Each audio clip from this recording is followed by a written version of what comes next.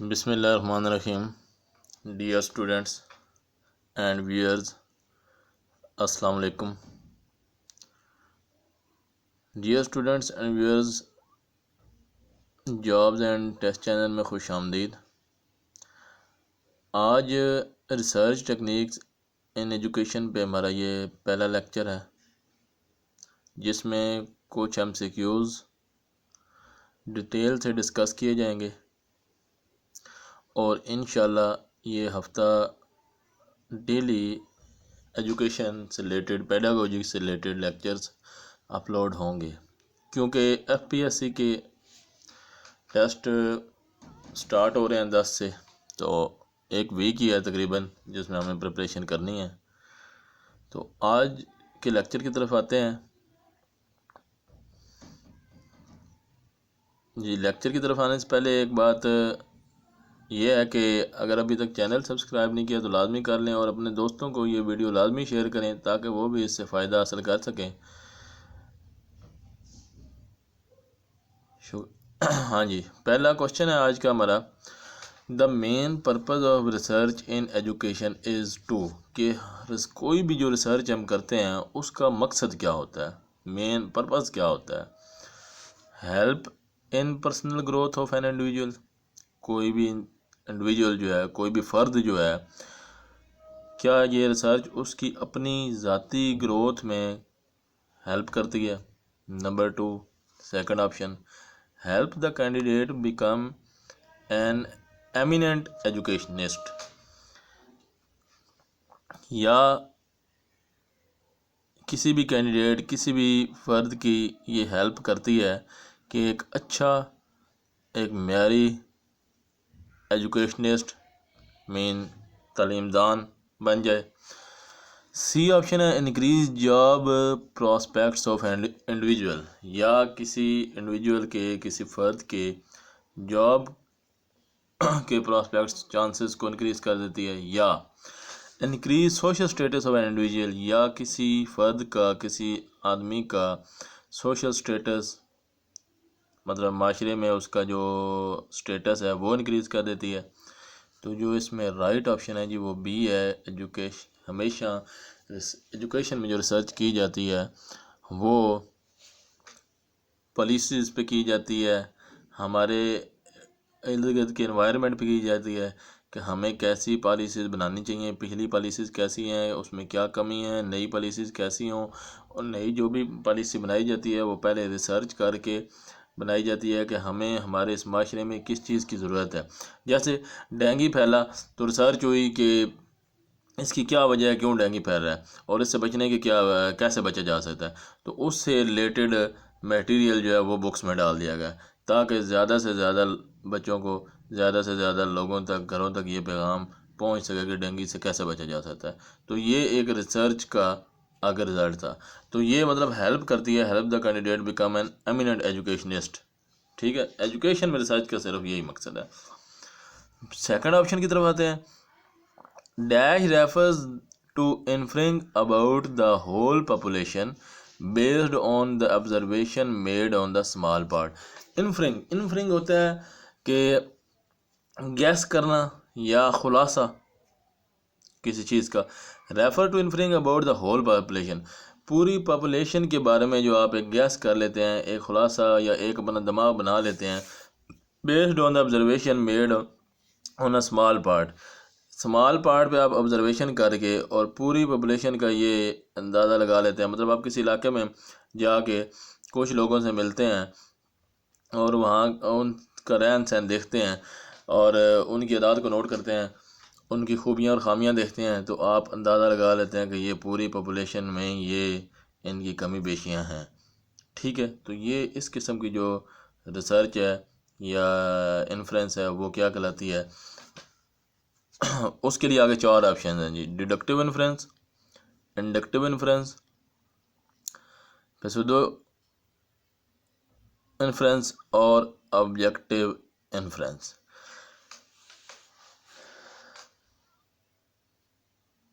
जी, जो पहला ऑप्शन है डिडक्टिव, मैं अब इनको आपको डिटेल से बता दूं कि इनमें फ़र्क क्या है, क्योंकि जब तक हम फ़र्क नहीं समझ आएगी हम आंसर नहीं दे सकते। डिडक्शन जो है, डिडक्टिव इन्फ्रेंस है, वो क्या है? A form of inference in which if the premises are true the conclusion must be true. ठीक है, कि ये जो डिडक्शन है वो ये है कि जो आपने रिसर्च की है, जो डाटा कलेक्ट किया है, जो हालात या जो वाक़यात आपने इकट्ठे किसी केस से रिलेटेड जो आपने पॉइंट्स इकट्ठे किए हैं, जो बातें इकट्ठी की हैं, अगर तो वो ट्रू हैं तो कंक्लूजन लाजमी जो है, रिज़ल्ट जो है वो ट्रू होगी। ठीक है, आगे वो ब्रैकेट में लिख रहा है, it is something called reasoning from the rule to the individual instance but that is not strictly speaking correct.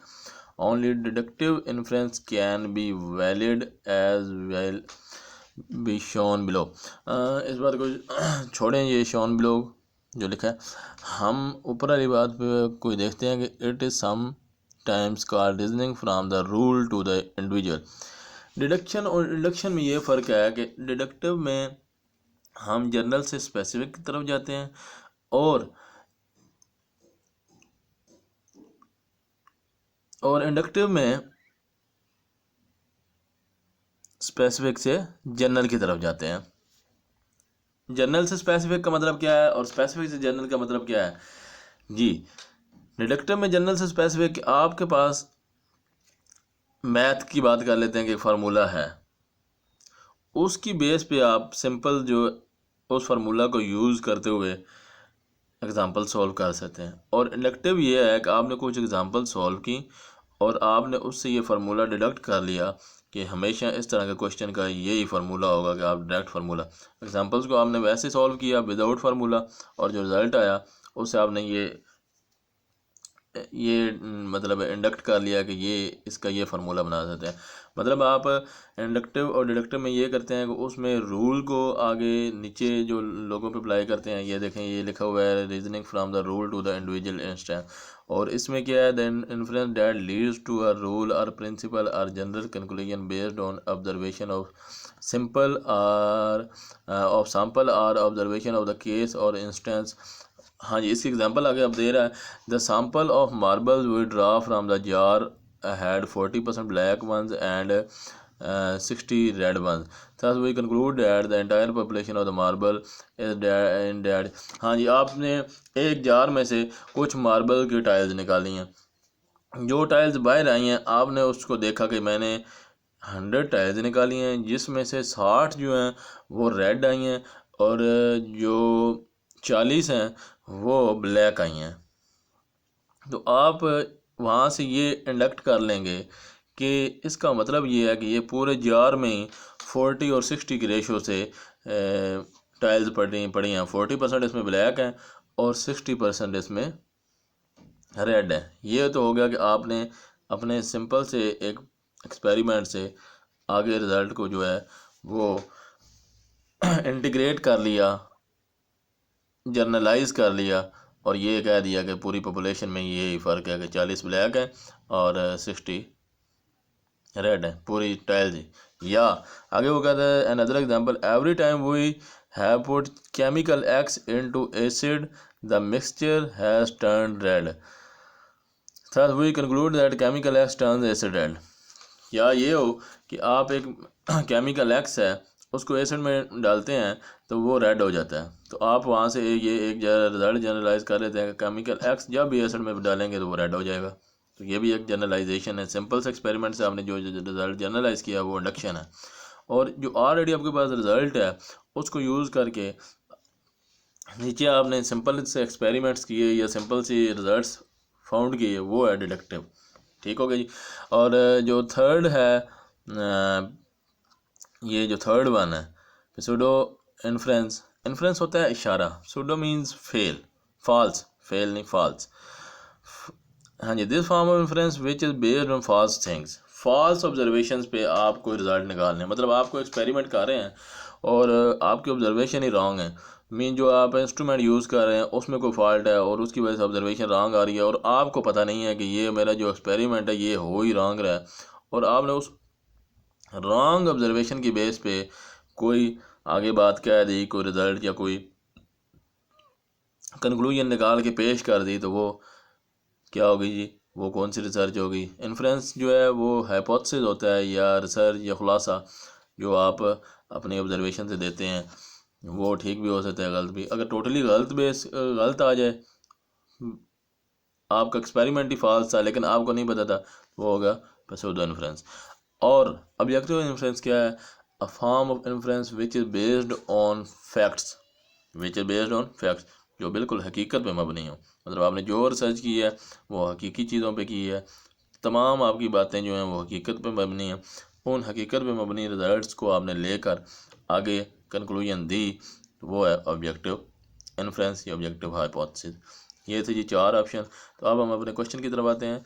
Dash refer to inference about the whole population, कि पूरी पॉपुलेशन के बारे में आप रिजल्ट देना based on the observation based on small part के ऊपर research करके पूरी पॉपुलेशन के बारे में रिजल्ट दे देना। ये कौन सा है, ये हमने देखा था कि ये इंडक्टिव में यही था कि आप छोटे से हिस्से पे रिसर्च करके और पूरी पॉपुलेशन के बारे में गैस कर लेना कि ये रिज़ल्ट पूरी पॉपुलेशन की ये खूबियाँ खामियाँ हैं, तो वो होता है इंडक्टिव में।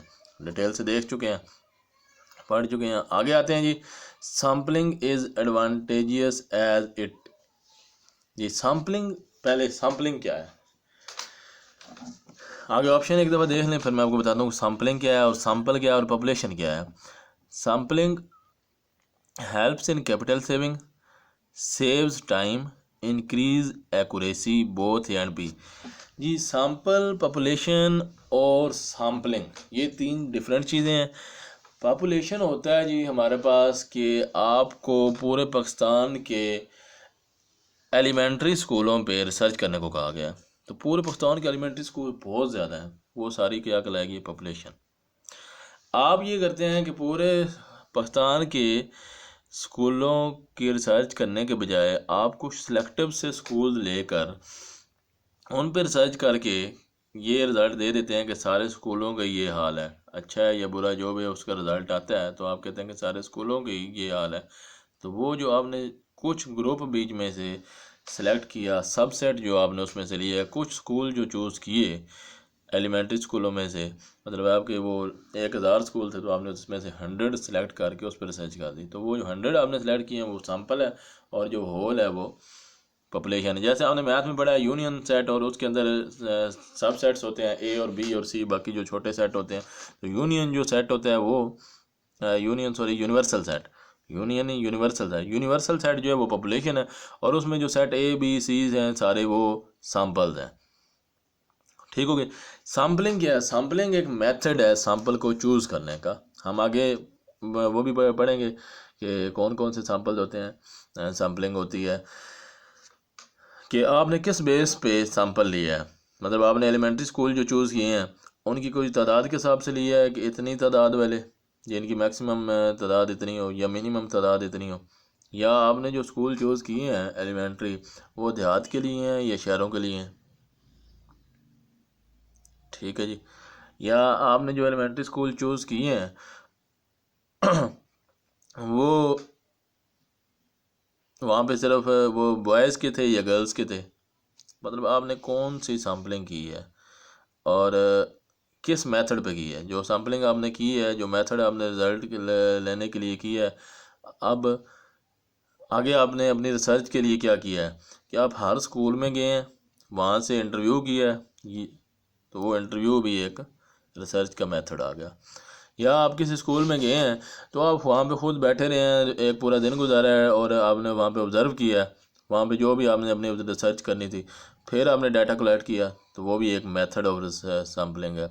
अपने लोगों को जांच, जो आपने उसमें से लोग कलेक्ट किए, जो स्कूल आपने कलेक्ट किए, मतलब सैम्पल को चूज़ करने का जो मेथड है, आगे इसकी डिटेल से है, उसमें आपको मज़ीद क्लियर हो जाएगा कि सैम्पलिंग क्या है। आगे इसकी टाइप्स हैं बाकायदा अगले एमसीक्यूज़ में। तो सैम्पलिंग से ये होता है कि हम क्या कर सकते हैं, help it capital saving, save time, increase accuracy. एक तो आपका टाइम बच जाता है, सैम्पलिंग से होता है कि थोड़ा एक छोटा सा सैम्पल लेकर आप उस पर सर्च कर देते हैं, थोड़ी सी एफर्ट करनी पड़ती है सैम्पलिंग के लिए, फिर सैम्पल कुछ स्कूल आ जाएंगे, आप उस पर रिसर्च करेंगे तो टाइम सेव हो जाएगा। दूसरा इंक्रीज एक्यूरेसी, सी जो है।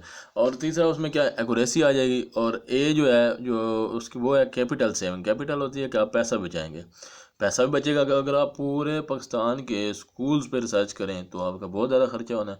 अगर आप उसमें सेलेक्टिव स्कूल्स का करें तो पैसा बच जाएगा। सी ऑप्शन इंक्रीज एक्यूरेसी, ये गलत है जी। एक्यूरेसी फिर रिजल्ट में नहीं आएगी जब तक आप सारे स्कूल का रिसर्च नहीं करेंगे। आप कुछ सिलेक्टिव का कर लेंगे और वो कहेंगे कि सब स्कूल में ऐसा हो रहा है, तो वो ऑटोमेटिकली ये बात जहन एक्सेप्ट नहीं करता कि हर स्कूल में वो बात या वो खूबी पाई जाती हो जो इन चंद स्कूलों में है जिन पे आपने रिसर्च किया। तो ये एक्यूरेसी नहीं रहेगी आपकी रिसर्च में। अलबत्ता बाकी दोनों ऑप्शन होंगे कि आपका पैसा भी बच जाएगा, कैपिटल भी सेव होगा और टाइम भी बच जाएगा। तो यहाँ पे जो राइट ऑप्शन है इसका क्या फ़ायदा है सैम्पलिंग का, वो ए और बी दोनों ऑप्शन आ जाते हैं कि पैसे भी बचेंगे आपके, कैपिटल भी सेव होगा और टाइम भी सेव होगा, बोथ ए एंड बी। हाँ जी, सैम्पलिंग है क्या, यहाँ पे डेफिनेशन भी लिखी हुई है। Sampling is the method of drawing a certain number of individual from a particular set. एक बहुत बड़े सेट में से कुछ नंबर्स को सिलेक्ट कर लेना, कुछ लोगों को सिलेक्ट कर लेना, सैम्पलिंग कहलाता है।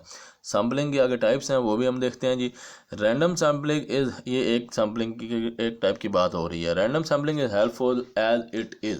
रैंडम सैम्पलिंग का क्या फ़ायदा है जी। पहले रैंडम सैम्पलिंग के बारे में बता दूं कि है क्या। रैंडम सैम्पलिंग वो होती है, रैंडम रैंडम मीन कोई आपने क्राइटेरिया नहीं बनाया, आपने किसी भी बंदे को किसी भी स्कूल को उसमें से सिलेक्ट कर लिया। जैसे हम ये मतलब पर्चियाँ लिखते हैं, कुछ लोगों के नाम लिखते हैं और उसमें से 5 पर्चियाँ, 5 लोग सिलेक्ट करने हैं, 5 पर्चियाँ उठा लें, ठीक है।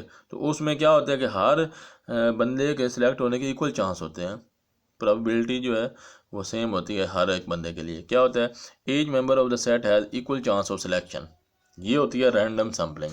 अब हम अपने एमसीक्यू की तरफ आते हैं कि ये किस में हेल्पफुल है। N economical method of data collection. Number 2, free from personal basis biases. Biases होता है कि पसंद नापसंद। Reasonably accurate, all of the above. ये तीनों बातें इसमें पाई जाती हैं। Economical method of data collection, एक तो बहुत ही मतलब सिंपल सा मेथड है, कोई ज़्यादा ख़र्चा नहीं है कोई इसमें। जैसे टीम सेलेक्ट करनी है, अब जैसे लाहौर कलंदर वाले या ये कोयटा ग्लैडिएटर्स वाले टीम सेलेक्ट कर रहे हैं, वो क्या कर रहे हैं, हर शहर में जा रहे हैं, वहाँ पे ट्रायल ले रहे हैं, उसमें से लोगों को सेलेक्ट कर रहे हैं, ठीक है। अब वो इतनी एफर्ट कर रहे हैं तो उसका ऑब्वियस बात है उनके अखराजात ज़्यादा हो रहे हैं, लेकिन उसका रिज़ल्ट एक्यूरेट आ रहा है, उनको एक अच्छी टीम सेलेक्ट करने में मिल जाएगी। और अगर वो सिंपल सा रैंडमली लोगों को सेलेक्ट कर लें, को आम से क्लब्स में जाएं, लोगों को थोड़े बहुत देखें, उनको कौन अच्छा खेल रहा है, चलो जी आ जाओ, उसके सही उसके ऊपर रिसर्च ना करें कि यार वाकई ये अच्छा खेलता है या बाई चांस वो खेल रहा है इस तरह, तो उससे उनका पैसा तो बचेगा लेकिन आगे उनको कोई फ़ायदा नहीं होगा, एक अच्छी टीम नहीं सेलेक्ट कर पाएंगे। तो इकॉनमिकली ये रैंडम सैम्पलिंग में आप पैसा बचा सकते हैं, इकॉनमिकली ये ठीक मेथड है। दूसरा ये free from personal biases. Personal biases इसमें पसंद ना पसंद नहीं होगी, जो भी आया आपको मतलब है उसको सिलेक्ट कर लिया। जो आपने क्राइटेरिया बनाया रैंडमली, मतलब आपने 10 लोगों की पर्चियाँ लिखी, भाई मैं 4 उठानी है, कोई भी 4 आ गई, आपकी उसमें पसंद ना पसंद नहीं चली, किसी का नाम आया किसका नहीं। रीजनेबली एक्यूरेट, कुछ हद तक ये ठीक भी होता है, ठीक है। कोई किसी ने ये तो नहीं कि किसी की सिफारिश तो नहीं चली, किसी की पसंद नापसंद तो नहीं है। तो इस लिहाज से ये तीनों खूबियाँ जो है रैंडम सैम्पलिंग में पाई जाती हैं, तो ये तीनों ठीक हैं, ऑल ऑफ द अबव। जी, छठे एमसीक्यू में हम सैम्पलिंग के टाइप्स भी पढ़ेंगे सातवें में। छठे में भी बड़ा इंपॉर्टेंट एमसीक्यू है, पहले पांचवा देख लें। टिपट टेबल रेफर्स टू। टिपट टेबल, ये एक टेबल है, मतलब टेबल जैसे बनाया जाता है रोज़ और कॉलम की मदद से। ये टेबल नहीं समझ लेना जो मेज़ होता है, ये टेबल होता है जो हम रोज़ और कॉलम्स की मदद से कंप्यूटर के अंदर, जैसे एक्सेल में एक टेबल बनाया जाता है, वैसे भी वर्ड्स में बना सकते हैं, माइक्रोसॉफ्ट वर्ड में। तो ये टेबल है क्या, टेबल ऑफ रैंडम डिजिट्स, इसमें रैंडमली डिजिट्स लिखे होते हैं।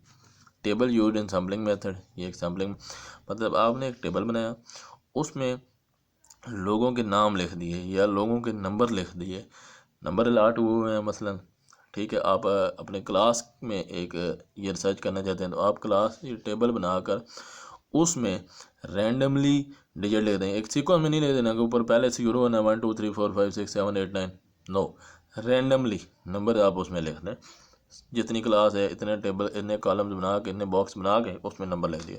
नंबर 2, फिर आपने क्या किया, टेबल यूज इन नहीं, सेकंड ऑप्शन क्या है, टेबल यूज इन सैम्पलिंग मेथड।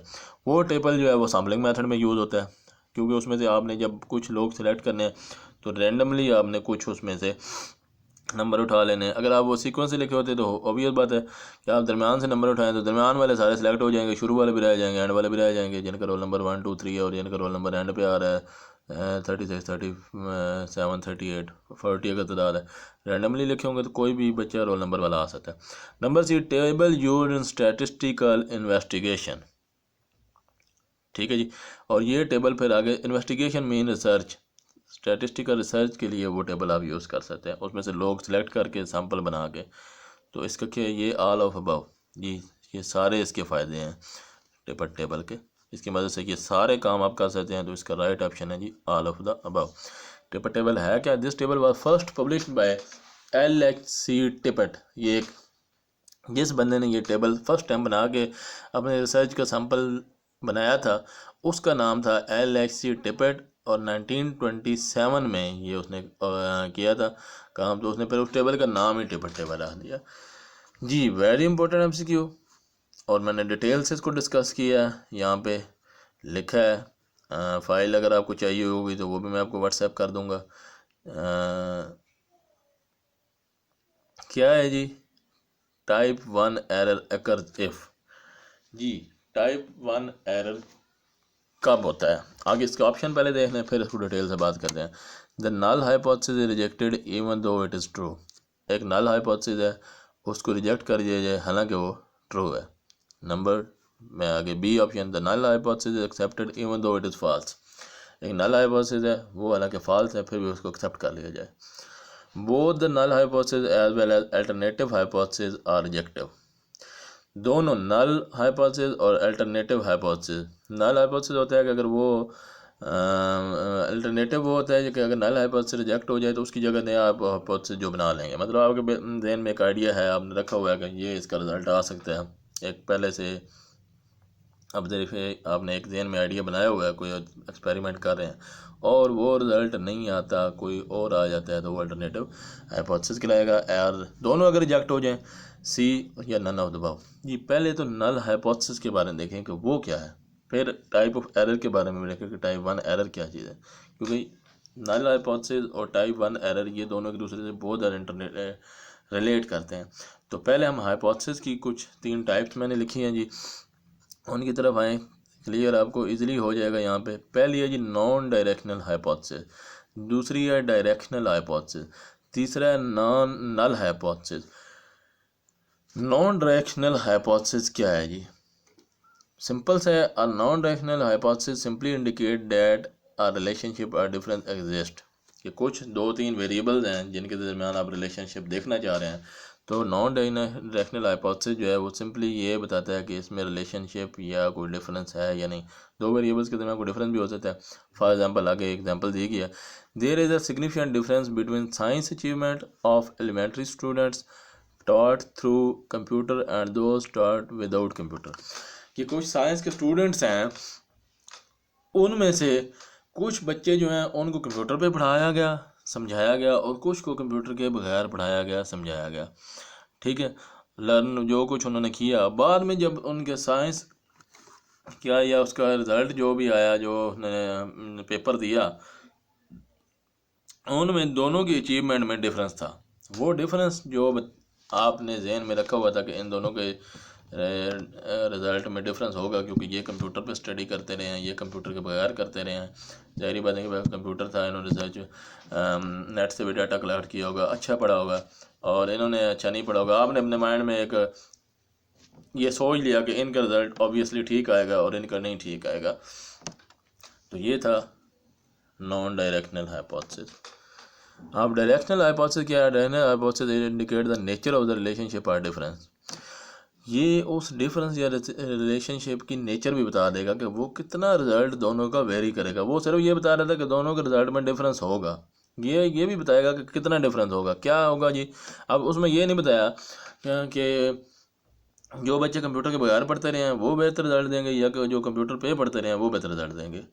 ठीक है, हो सकता है जो कंप्यूटर पे पढ़ते रहे उन्होंने पढ़े ही ना हो, कंप्यूटर पे खेलते रहे। ठीक है, अब कोई भी आपने रिजल्ट आगे क्लियर नहीं किया। अगर इस बात को क्लियर कर दिया जाए, आप अपने जहन में ये एक बात बैठा लें कि दोनों के रिज़ल्ट में डिफरेंस होगा, तो वो नॉन डायरेक्शनल। ये भी बात बैठा लें कि जो कंप्यूटर पे पढ़ते रहे हैं वो रिज़ल्ट बेहतर देंगे, और जो नहीं पढ़ते रहे वो रिज़ल्ट बेहतर नहीं देंगे। आपने एक नेचर भी उनकी सिलेक्ट की कि जो कंप्यूटर पे पढ़ते रहेंगे उनका जो ग्रेड है वो बेहतर होगा, और जो कंप्यूटर पे नहीं पढ़ते रहे वो उनका ग्रेड बेहतर नहीं होगा। तो ये है डायरेक्शनल हाइपोथेसिस। ये आपने उसकी नेचर भी बता दी कि दोनों में डिफरेंस क्या होगा। The science achievement of elementary student taught through computer is at higher level. जो कंप्यूटर पे पढ़ते रहे हैं वो हायर लेवल पे होंगे, उनकी लर्निंग का लेवल हाई होगा देन दो स्टार्ट विदाउट कंप्यूटर, उनकी बजाय जो कंप्यूटर के बगैर पढ़ते रहे हैं। ये था डायरेक्शनल हाइपोथेसिस। थर्ड वन है जी नल हाइपोथेसिस, जिसकी बात एमसीक्यू में हो रही है। बाकी दोनों को बताना ज़रूरी था कि ये क्लियर नहीं होगा। नल हाइपोथेसिस ये है कि state that there is no relationship और difference between variables and they that any relationship found will be a chance relationship not a true one.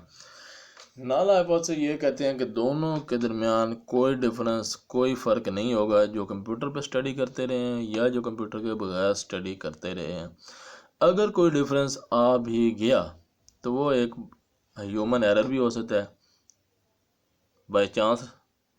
आगे वो लिख रहा है बाय चांस रिलेशनशिप होगा, बाय चांस डिफरेंस होगा, और वो डिफरेंस या वो रिलेशनशिप ट्रू भी नहीं होगा, क्योंकि वो एक ह्यूमन एरर की वजह से आया। हो सकता है आप दोबारा उन्हीं पे बच्चों पे रिसर्च करें तो वो डिफरेंस ना आए। ठीक है, तो ये है नल हाइपोथेसिस कि उनके दरमियान कोई रिलेशन, कोई डिफरेंस नहीं है।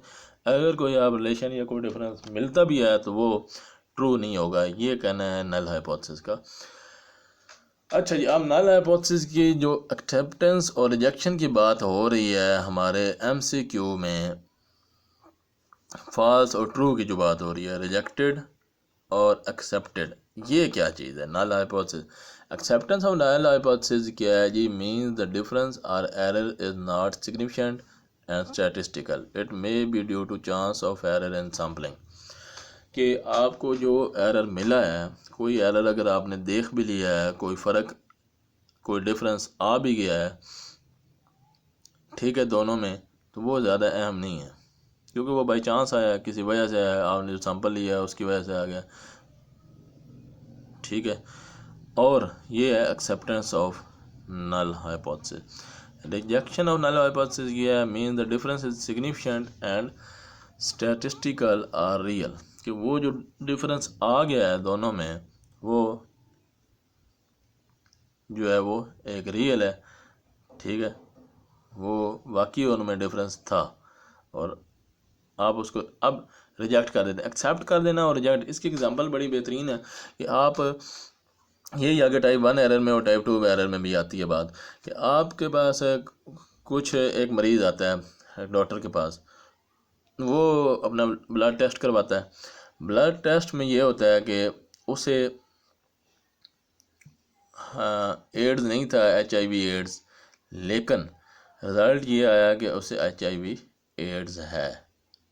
ठीक है, मतलब जो हाइपोथेसिस बना, जो आगे रिज़ल्ट आया, वो किसी मिस्टेक की वजह से गलत आ गया, उसे HIV एड्स है नहीं लेकिन आ गया। ठीक है, तो वो उसको एक्सेप्ट कर लेगा, उस हाइपोथेसिस को एक्सेप्ट कर लेगा, थोड़ा परेशान होगा, सोचेगा, दोबारा किसी और लेबॉरेटरी से भी जाकर रिसर्च कराएगा, उससे वो परेशानी होगी। ठीक है, मतलब वो एक नल हाइपोथेसिस है गलत। ठीक है, बाय चांस वो आया है, दोनों में उसके रिजल्ट में डिफरेंस, लेकिन उसने उसको एक्सेप्ट कर लिया। एक मरीज़ आता है जिसे HIV एड्स है, लेकिन रिजल्ट ये बताता है कि उसे HIV एड्स नहीं है। अब ये भी बाय चांस डिफरेंस आया है, लेकिन वो इसको एक्सेप्ट कर लेता है और ख़ुश हो जाता है कि उसे नहीं है। वो आगे उस पर रिसर्च भी नहीं करवाता, दोबारा टेस्ट भी नहीं करवाता, हालांकि उसे है। ठीक है, तो ये हाइपोथेसिस उसने तो एक्सेप्ट कर लिया, लेकिन ये नल हाइपोथेसिस जो है ये रिजेक्शन में है कि इससे उसका नुकसान होगा। ये एक बहुत बड़ा एरर है।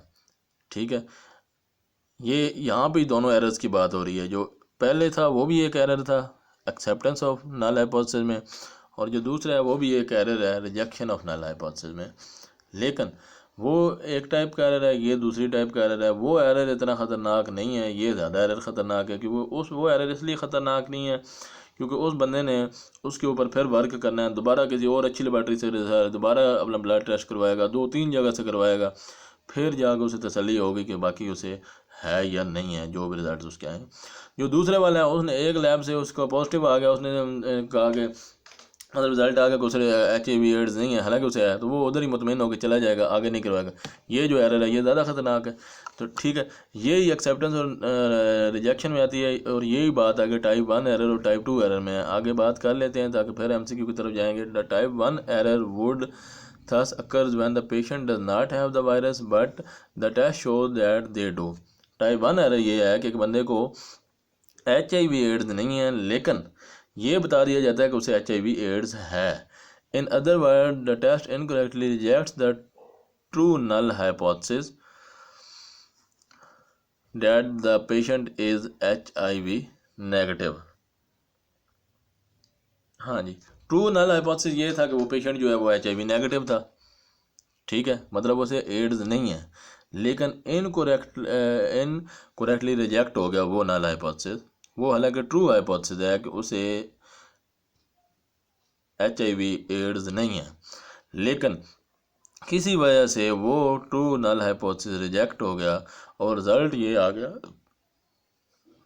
कि उसे HIV/AIDS है। तो ये टाइप 1 एरर की है, और ये आगे इसके बारे में लिखता है, type 1 error are referred as a false positive. जो गलती से पॉजिटिव आ गया, गलती से ये आ गया कि उसे HIV/AIDS है, and is incorrect rejection of the true hypothesis. और जो ट्रू हाइपोथेसिस को रिजेक्ट किया गया है वो भी इनकरेक्ट है। करेक्ट तो ये था ना कि उसे रिजेक्ट ना किया जाता। ट्रू नल हाइपोथेसिस तो ये है कि उसे HIV/AIDS नहीं है, और उसे रिजेक्ट करके हाइपोथेसिस अल्टरनेटिव हाइपोथेसिस ये आ गया कि उसे HIV/AIDS है। तो ये इतना ख़तरनाक नहीं है, क्योंकि वो बंदा मुहतात हो जाएगा, वो आगे 2-4 जगह पे फिर टेस्ट करवाएगा, और उसे फिर जाके सुकून होगा, फिर जाके पता चलेगा कि उसे तो HIV/AIDS नहीं है, वो जो रिपोर्ट आई थी वो गलत आई थी। टाइप 2 एरर ये है, a type 2 error would entail the test telling the patient that he is free of HIV/AIDS when they are not। कि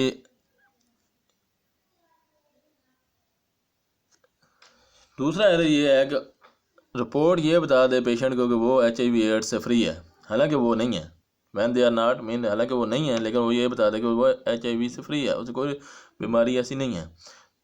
आगे लिखते हैं, the type 2 error is inverse of type 1 error and the false acceptance of. ये उस null hypothesis की false acceptance है, ठीक है। ये नल हाइपोथेसिस को उसने ये गलत एक्सेप्टेंस है जो उस पेशेंट के जहन में बैठ गई कि उसे HIV/AIDS नहीं है। उसमें ट्रू हाइपोथेसिस की, ट्रू नल हाइपोथेसिस की इनकरेक्ट रिजेक्शन है, ये false acceptance of null hypothesis है। ये दोनों में एक्सेप्टेंस और रिजेक्शन ऑफ हाइपोथेसिस में that is not actually true, जो कि हालांकि ट्रू नहीं है, एक गलत हाइपोथेसिस आ गया है। जो अल्टरनेटिव हाइपोथेसिस नया है वो ये है कि ट्रू हाइपोथेसिस को रिजेक्ट करके ये आ गया कि उसे ट्रू नल और अल्टरनेटिव बता दिया कि नल हाइपोथेसिस वो है जो ऑलरेडी आपने बताया हुआ बनाया हुआ था पहले से, और अल्टरनेटिव हाइपोथेसिस ये है कि नया जो आ जाए। मतलब ऑलरेडी ये था कि उसे HIV/AIDS नहीं है, और रिपोर्ट उसे ये बता देती है कि उसे HIV/AIDS है, या उसे HIV/AIDS है और रिपोर्ट उसे ये बता देती है कि उसे HIV/AIDS नहीं है, जो दूसरे एरर में बात हो रही है, और वो उस बात पर खुश होकर चले जाता है और वो आगे किसी लैब से टेस्ट नहीं करवाता। उसने उस फॉल्स एक्सेप्टेंस, इसको कहते हैं कि वो जो नल हाइपोथेसिस आया है उसको उसने एक्सेप्ट कर लिया, ये फॉल्स एक्सेप्टेंस है, ठीक है। फॉल्स एक्सेप्टेंस ये है कि वो नल हाइपोथेसिस जो आया है वो उसने रिपोर्ट ही ठीक नहीं आई, फॉल्स नेगेटिव आया। आगे वो लिख रहा है फॉल्स नेगेटिव था, वो पॉजिटिव, उसे HIV/AIDS था, रिपोर्ट ने ये बताया कि उसे HIV/AIDS नहीं है। दोबारा सुन लें कि ये दो किस्म के पेशेंट्स हैं। एक पेशेंट है जिसे HIV/AIDS नहीं है, और रिपोर्ट ने ये बता दिया कि उसे HIV/AIDS है, और वो उससे फ़िक्रमंद हो गया। वो रिपोर्ट ने ट्रू हाइपोथेसिस को, ट्रू नल हाइपोथेसिस को गलती से रिजेक्ट कर दिया, और उसकी फिर एक नया हाइपोथेसिस दे दिया कि उसे HIV/AIDS है, और वो फ़िक्रमंद हो गया। 5-10 और लैब्स में गया, उसने टेस्ट करवाया, और फिर अपनी तसल्ली के लिए उसने वो आगे 5-10 टेस्ट और करवाए। ये है for incorrect rejection of true null hypothesis. ये था एरर 1 और ये इतना ख़तरनाक नहीं है। एरर 2 ये है कि उस बंदे को HIV एड्स है और रिपोर्ट ने ये बताया है कि उसे HIV एड्स नहीं है और वो उस बात पर खुश होकर चला गया। उसने उस नल हाइपोथेसिस को एक्सेप्ट कर लिया। इसे कहते हैं false acceptance of null hypothesis. ठीक है, और वो आगे टेस्ट नहीं करवाता और उसी बात पर रहता है और अचानक पता चलता है उसे कि HIV एड्स है, लेकिन उस पर ज़्यादा देर हो चुकी है। ठीक है, आगे पढ़ने उससे कितने लोग और अफेक्टेड हो चुके हैं। तो ये था टाइप 2 एरर। टाइप 2 एरर ज़्यादा ख़तरनाक होता है टाइप 1 एरर से। तो null hypothesis, directional hypothesis, acceptance of null hypothesis, rejection, true, type 1, type 2 error, ये डिटेल से बात हो गई। फिर भी कोई कन्फ्यूजन हो तो आप मुझसे फ़ोन पे रब्ता करके मज़ीद इसकी अंडरस्टैंडिंग कर सकते हैं। तो जो हमारे पास अब बात आएगी type 1 error occurs if the null hypothesis is rejected even they through though it is true. ये जो फर्स्ट ऑप्शन है कि नल हाइपोथेसिस को रिजेक्ट कर दिया जाए हालांकि वो ट्रू था, ये है टाइप 1 एरर में। ठीक है, कि हालांकि ये बात ठीक थी कि उसे HIV एड्स नहीं है, लेकिन वो HIV एड्स ना होने वाली ठीक बात ट्रू हाइपोथेसिस को रिजेक्ट करके गलत बात रिपोर्ट में आ गई कि उसे HIV एड्स है। ये है टाइप 1 एरर। बी ऑप्शन क्या है कि null hypothesis is accepted even though it is false. दूसरा पेशेंट है कि उसकी जो रिपोर्ट आई है वो रिपोर्ट ये आई है कि उसे HIV एड्स नहीं है हालांकि उसे है, और वो उस रिपोर्ट को एक्सेप्ट करके चला गया।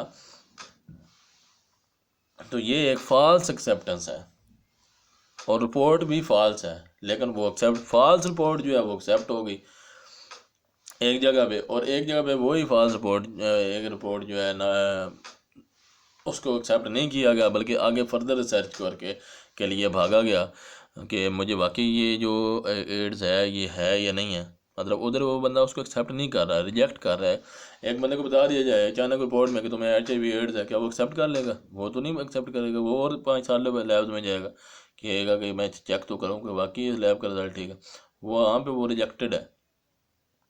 ठीक है, ट्रू हाइपोथेसिस जो है वो उसने लैब ने रिजेक्ट कर दिया और उस रिपोर्ट के रिज़ल्ट को वो बंदा जो है वो पेशेंट एक्सेप्ट नहीं कर रहा। ठीक है, ये जो सेकंड वाली बात है कि आप एक्सेप्ट कर लें नल हाइपोथेसिस को हालांकि वो फॉल्स है, तो ये एरर 2 है और ये ज़्यादा ख़तरनाक है।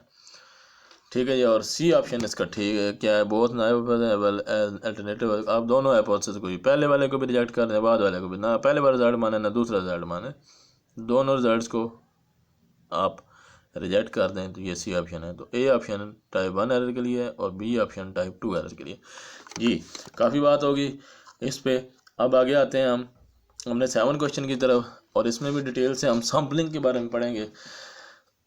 Dash is preferred sampling method for the population with finite size. एक फाइनाइट साइज का पॉपुलेशन है, मतलब 1000 लोग हैं या 1500 लोग हैं, फाइनाइट है, इनफाइनाइट नहीं है। ठीक है, तो उसमें से ज़्यादा बेहतर जो सैम्पलिंग कौन सी होंगी? Random sampling, stratified sampling, cluster sampling या सिस्टमेटिक सैम्पलिंग। पहले तो इन चारों में डिफरेंस क्या है? रैंडम के बारे में पीछे बात हो चुकी है, दोबारा पढ़ लेते हैं। Random sampling is the process of selecting a sample in such a way that all individuals in the defined population have an equal and independent chances of being selected for the sample। Random sampling ये है कि उसमें आप randomly कुछ लोगों को select कर लेते हैं टिपट टेबल बनाकर।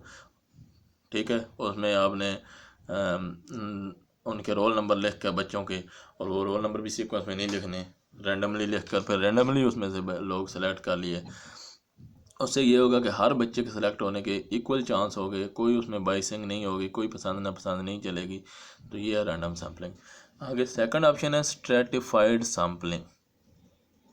ये क्या है जी? Sampling in which subgroups in population have representation in sample in the same proportion as they exist in the population. Stratified sampling ये है कि आपने जो सैंपल चूज़ किया है उसमें सब ग्रुप्स की, जो सब ग्रुप्स होते हैं कि बड़े ग्रुप में से जो छोटे छोटे ग्रुप बनाए जाते हैं, उनकी वही रेशो जो उनकी रेशो मेन सैंपल में थी। मतलब क्या है कि हमारे पास एक आबादी है, उसमें 70% मुस्लिम रहते हैं, 10% उसमें क्रिश्चियन रहते हैं, 15% उसमें हिंदू रहते हैं, और 5% उसमें कोई और रिलीजन समझ लें ये रहते हैं, कादियानी। आपने उस आबादी में से एक सैंपल चूज़ किया, उस आबादी में से 100 लोग सिलेक्ट किए पूरी आबादी में से, तो आपने वो जो 100 लोग सिलेक्ट किए हैं उसमें भी वही रेशो हो कि पूरी आबादी में 70% मुस्लिम हैं, तो आपने जो 100 लोग अलहदा किए हैं उसमें भी 100 में से भी 70 जो हैं वो मुस्लिम हों। अब उस पूरी आबादी में 10% मुस्लिम हैं क्रिश्चियन, तो आपने भी जो अगले 10 हैं 70 के बाद 10 लोग जो और हैं वो क्रिश्चियन हो, उन 100 में से 10 लोग जो हैं वो क्रिश्चियन हो। उसके बाद उस आबादी में 15% जो लोग थे वो हिंदू थे, तो आपने भी जो सैंपल कलेक्ट किया है 100 लोगों का, उसमें से भी 100 में से 15 जो हैं वो क्या हो, 15 100 में से 15% ही होगा। 200 में से 30 होंगे तो 100 में से 15 होंगे, वो क्या हो जी, क्रिश्चियन। और पीछे 5% उस आबादी में क्योंकि कादियानी है, तो आपने जो सैंपल 100 बंदों का सिलेक्ट किया है उसमें भी 5 लोग जो हैं वो कादियानी हो। मतलब है सेम प्रोपोर्शन, सेम रेशो आए, जिस परसेंटेज से वो आबादी में थे उसी परसेंटेज से वो आपके सैंपल में आए। ये है जी स्ट्रेटिफाइड सैम्पलिंग। ठीक हो गया जी। ये सब ग्रुप्स हो गए ना, पूरी आबादी के अंदर मुस्लिम्स का एक ग्रुप हो गया, हिंदुओं का एक ग्रुप हो गया, ये जो 4-5 ग्रुप बनेंगे ये सब ग्रुप है उस बड़े ग्रुप के। बड़ा ग्रुप क्या है, वो पूरी आबादी, छोटे ग्रुप से उसमें लहदा जो आ गए मुस्लिम्स और हिंदू और क्रिश्चियन। क्लस्टर सैम्पलिंग क्या है, सैम्पलिंग इन विच ग्रुप्स और institutions are randomly select rather than individual. Cluster sampling ये है कि इसमें कोई एक आधा बंदा नहीं सिलेक्ट किया जाता है, इसमें पूरा का पूरा ग्रुप सिलेक्ट किया जाता है। मसलन जैसे स्कूलों की मैंने मिसाल दी, ठीक है, आप उसमें ये नहीं करेंगे एलिमेंट्री स्कूल के कोई बच्चे, फ़लाँ क्लास के बच्चे या फ़लाँ बच्चे को जो टॉप करते हैं, फ़लाँ बच्चे को जो टॉप करते हैं, वो तो इंडिविजुअल की सिलेक्शन पे हम पहुंच गए ना। एलिमेंट्री स्कूल में हर क्लास का जो टॉपर हम सेलेक्ट करेंगे वो तो एक इंडिविजुअल की सिलेक्शन होगी, नहीं। क्लस्टर सैम्पलिंग ये होगी कि आप पूरी एक क्लास को सिलेक्ट कर लें, मतलब एक स्कूल में से जितने एलिमेंट्री स्कूल हैं उसमें से 7वीं क्लास को सिलेक्ट कर लें, या जितने गवर्नमेंट के स्कूल हैं उसमें सिर्फ एलिमेंट्री स्कूल सेलेक्ट कर लें। एलिमेंट्री स्कूल्स का भी एक ग्रुप होता है, या ग्रुप ही बन गया ना, प्राइमरी स्कूलों का अलहदा ग्रुप, एलिमेंट्री का अलहदा ग्रुप, सेकेंडरी स्कूलों का अलहदा ग्रुप, हायर सेकेंडरी का अलहदा ग्रुप। तो आप एक पूरा का पूरा ग्रुप जो सिलेक्ट करते हैं रैंडमली, ये होता है जी क्लस्टर सैम्पलिंग। मतलब आपने कुछ ग्रुप्स के नाम लिख दिए और आपने मतलब पर्चियों पे नाम लिख देते हैं, हिंदू मज़हब जितने हैं हमारे मज़ाहब, उन सब मज़ाहब के नाम लिख के पर्चियाँ डाल देते हैं, और आपने एक पर्ची उठानी है और उसमें किसी भी मज़हब का नाम आ जाता है और आपने वो ग्रुप सेलेक्ट कर लिया, रैंडमली पूरा का पूरा ग्रुप ही सिलेक्ट कर लिया। अब उस ग्रुप में कोई मुस्लिम नहीं है, सिर्फ हिंदुओं का ग्रुप सेलेक्ट हुआ है तो सारे हिंदू ही हैं, मुस्लिम्स का हुआ है तो सारे मुस्लिम ही हैं, एक ही ग्रुप है, कोई दूसरा मज़हब नहीं है। तो ये है क्लस्टर सैम्पलिंग। लास्ट है जी systematic sampling, sampling in which individuals are selected from a list by taking every kth name। ये मेथड ये है जी सैम्पलिंग का कि आपने एक सिस्टमेटिक होता है कि एक सीक्वेंस के, कि आप पास 500 लोग हैं और आप अपना सीक्वेंस तय कर लेते हैं कि आपने हर 5वां बंदा सेलेक्ट करना है, कि ए की वैल्यू 5 आप रख लेते हैं कि आपने हर 5वां करेंगे, फिर 10वां, फिर 15वां, फिर 20-25 नंबर पे रोल नंबर के हिसाब से लोग खड़े हैं, आपने 5वें रोल नंबर वाला, फिर 10वें वाला, फिर 15, फिर 20, फिर 25, फिर 30 रोल नंबर वाले बच्चे बाहर निकालने शुरू कर दिए। ये डिपेंड करता है आपने वो केथ वैल्यू लेनी है, जितने बच्चे आपने सेलेक्ट करने हैं। मतलब 500 में से अगर आपको कहा जाए कि आपने 50 करने हैं, तो आप 500 को 50 पर डिवाइड करें तो 10, तो हर 10वां नंबर वो 10 जो है वो के की वैल्यू होगी। हर 10वां बच्चा आप सेलेक्ट करते जाएंगे, जिसका रोल नंबर 10 है वो बाहर आ जाएगा, जिसका 20 है वो बाहर आ जाए, जिसका रोल नंबर 30 है वो बाहर आ जाए, जिसका 40 है वो बाहर आ जाए। हर 10वां कैंडिडेट आप सेलेक्ट करते जाएंगे और एक सैंपल आपके पास आ जाएगा, वो जो है वो क्या होगा, सिस्टमेटिक सैंपल है। ठीक हो गया जी। ये थी जी 4 टाइप सैम्पलिंग की, और ये जो 4 टाइप्स हमने सैम्पलिंग का डिस्कस की हैं ये प्रोबेबिलिटी सैम्पलिंग में आती हैं। इसी तरह नॉन प्रोबेबिलिटी सैम्पलिंग की भी कुछ टाइप्स हैं, वो भी इंशाल्लाह किसी लेक्चर में डिस्कस की जाएंगी। तो जो राइट ऑप्शन है वो यहाँ पे क्या है जी, dash is prefer sampling method for population with finite size. Finite size की फाइनाइट की कुछ लोग, जैसे अब मैंने बताया कि 500 लोगों के ग्रुप में से आपने हर 10वां बंदा सेलेक्ट किया, ठीक है। अगर ये इनफाइनाइट होता तो आप तो फिर करते ही जाते, मतलब हर 10वां बंदा सेलेक्ट करते जाते ना, वो लोग ख़त्म होते, करते ही जा रहे हैं, ठीक है। तो इनफाइनाइट के लिए ये सिस्टमेटिक सैम्पलिंग जो है वो ठीक ना रहती। आप कितने लोग सेलेक्ट करते हैं, हर 10वां आगे इनफाइनाइट, वो तो चलते ही जा रहे हैं नंबर, और आप हर 10वां सेलेक्ट करते ही जा रहे हैं ना, वो पॉपुलेशन ख़त्म हो रही है ना ही आपका सैम्पल ख़त्म होगा। तो ये पॉपुलेशन इनफाइनाइट है तो आपका सैम्पल भी इनफाइनाइट हो जाएगा। तो ये सिस्टमेटिक सैम्पलिंग इनफाइनाइट साइज़ के लिए ट्रू नहीं है, फाइनाइट साइज़ के लिए सिस्टमेटिक सैम्पलिंग ठीक है, और ये इसका डी ऑप्शन है जी।